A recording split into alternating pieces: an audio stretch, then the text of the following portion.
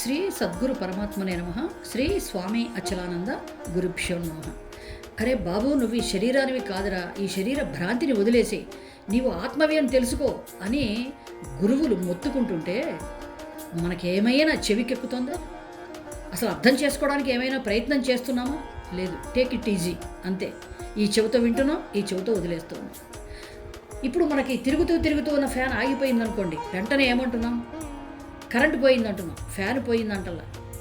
AC ఆగిపోతే AC పోయిందంటల్లా, current పోయిందంటున్నాం. అంటే ఇవన్నీ పని చేయడానికి కానీ ఆగిపోవడానికి కానీ మూలం ఆ కరెంటే, విద్యుత్ శక్తి అని మనందరికీ తెలుసు. కానీ ఇంత సృష్టి నడవడానికి, ఈ శరీరాలు పనిచేయడానికి కారణం ఆత్మశక్తి అని ఎంతమంది అర్థం చేసుకుంటూ ఉన్నాం? చెప్పినా కూడా అర్థం కావడం లేదు కదా మనకి.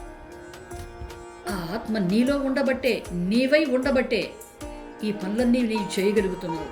ఆత్మశక్తిని తెలుసుకో.